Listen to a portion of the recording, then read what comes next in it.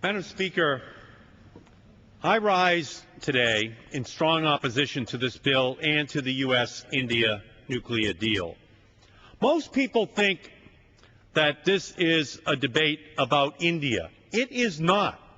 We are all friends of India, and we are all united in our view that the United States and India share a bright future of strong relations. This is a debate about Iran.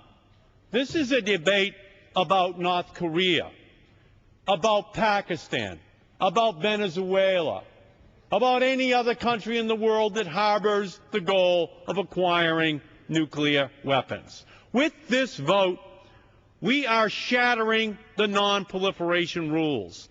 And the next three countries to march through the broken glass will be Iran and North Korea and Pakistan, and there are others with their nose up against the window getting ready as well. Flashing a green light to India sends a dangerous signal to all of those countries because these policies are interconnected. We are now seeing the devastating financial consequences of years of Wall Street recklessness. The subprime mortgage pushers pretended that the laws of supply and demand no longer applied and that home values would always go up. Well, they were wrong. The Bush administration argues that breaking the nuclear rules for India will not lead to broken rules for anyone else. The Bush administration is wrong, and this deal will have serious consequences for our national security. Like the financial crisis that is now gripping the globe, this disastrous nuclear deal will come back to haunt us because there is no bailout for a nuclear bomb.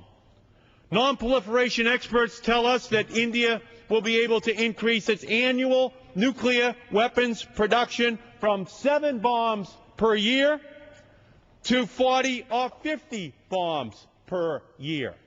That is absolutely a crazy situation for us to be engaging in. Does the Bush administration think that nobody is watching what we are doing? Pakistan is watching. Pakistan is watching its arch rival get welcomed into the nuclear club. Does the Bush administration think that Pakistan will just watch India ramp up its nuclear weapons production and do nothing? Pakistan will respond. Pakistan warned us this summer that this deal, and I quote, threatens to increase the chances of a nuclear arms race. Right now, according to non-proliferation experts, Pakistan is building 2 new reactors to dramatically increase its nuclear weapons production. The first of these new reactors could come online within a year. Pakistan is essentially telling India, we're in this game too. We will match you step for step. This is an all-out nuclear arms race. That is what President Bush should be working on, not fueling it, but trying to negotiate an end to it. This is what a nuclear arms race looks like. We lived through one with the Soviet Union. Now we are fueling one in Southeast Asia. And who is Pakistan? A.Q. Khan, right here, the world's #1 nuclear proliferator, a criminal against humanity. He is in Pakistan. Al-Qaeda and Osama bin Laden, the people that actually attacked us on 9/11, and we know have attempted to acquire weapons of mass destruction, they are in Pakistan. And the Pakistani government, which is upon which we are relying to safeguard the nuclear weapons and materials, is dangerously unstable. We are feeding the fire of a nuclear arms race in the one country, Pakistan, where we can least afford to do so. It's incredibly ironic that next, here on the House floor, we will consider a bill to increase sanctions on Iran for its nuclear program, because the bill we're considering now makes an Iranian nuclear weapon much harder to prevent. By breaking the rules for India, we're making it less likely that the rules will hold against Iran or anyone else. Iran is looking at this deal for India, and they're saying, where can I sign up? I want that deal. And where? Where is it written that once these new rules are set up, that the Venezuelans can't cut the same deal with the Chinese?